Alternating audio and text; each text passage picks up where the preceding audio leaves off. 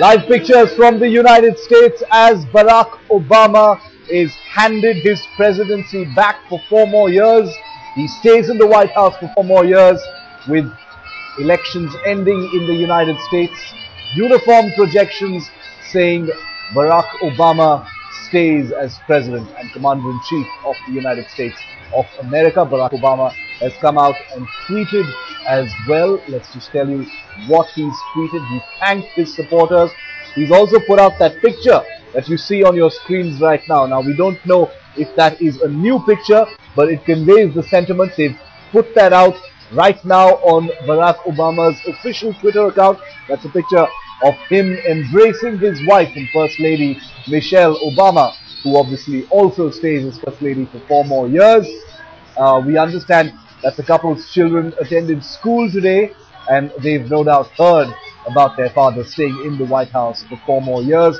Barack Obama has also tweeted thanking his supporters, saying that this was only possible because of their faith in him, and that he thanks them for working with him to win what has been a monumental election in the United States, unprecedented at so many different levels. Obama has said on Twitter to his supporters, 4 more years, we are all in this together. That's how we have campaigned, and that's who we are. Thank you. There has been controversy. There has been a backlash from those who opposed Barack Obama. But for now, victory is sweet for the Democrats. Barack Obama stays in the White House for 4 more years. As you can see in these pictures, live pictures that we're getting in from Washington, D.C. People climbing the trees in celebration right in front of the White House. That's the front portico of the White House. You can see in the background celebrations spreading across the United States, especially there in Washington, D.C. Al Jazeera has live coverage. Let's listen in. I feel that we have made a great step. Obama is going to allow us to become a country that lead the whole world in the development of the intellect, through education, through research, through the development of sciences, so that we are able to face and solve complex problems of the interconnected world, as we are a global system integrating India, China, United States, Latin America. But there are a lot of challenges ahead too, though, you know, because he was able to do things over the last 4 years. One thing that he did here for Ohio, I know that you used to work at a steel plant here that went under, is no longer in business, and Obama bailed out the auto industry, so that brought a lot of jobs here. But looking forward, he still has a very big challenge in his hands.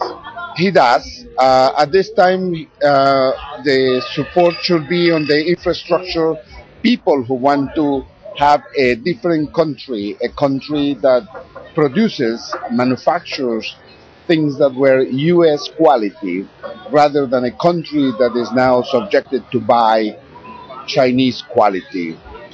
We were the ones who established the standard for quality, and we are no longer that, because we are buying Chinese standard quality. We are a state, for example, Ohio is a state that's a manufacturing state.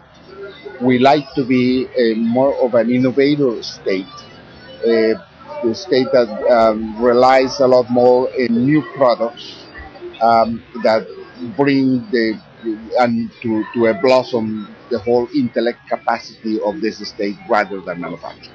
Come his next day, tomorrow morning, you know, he's got to get back to work, obviously. Campaign is behind him. What's the one thing that needs to happen in Ohio right now that Obama can do that he hasn't done in the past, that you would like to see him focusing on and really making things better here in Ohio? For Ohio, there are 2 things that I believe are critical.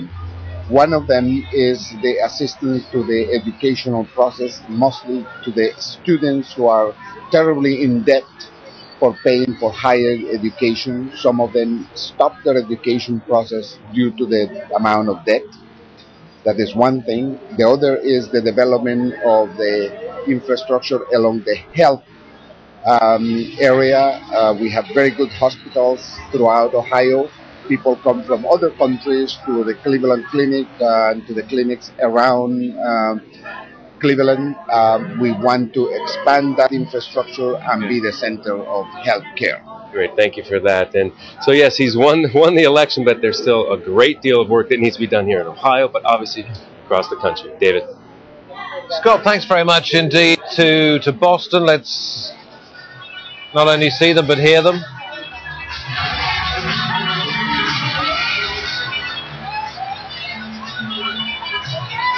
And the party is beginning.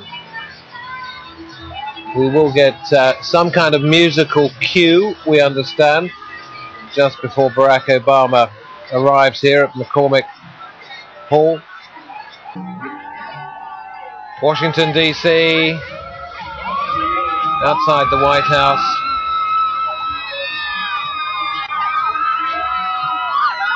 Four more years.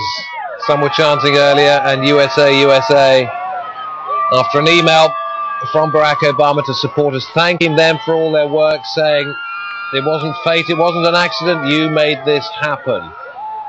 And it looks, Kamal, at the moment as though he could be heading, this is Barack Obama, not just for a second term in office, but for a pretty comprehensive victory in terms of the electoral college vote. Yeah. But perhaps a loss in terms of the popular vote. The popular vote's tightened up since the last time we spoke, David. Just bring you up to date with some numbers quickly. Electoral college currently stands at 290 for Barack Obama, 203 for Mitt Romney. Barack Obama has won 6 of the 8 swing states because Colorado's been declared in his favor.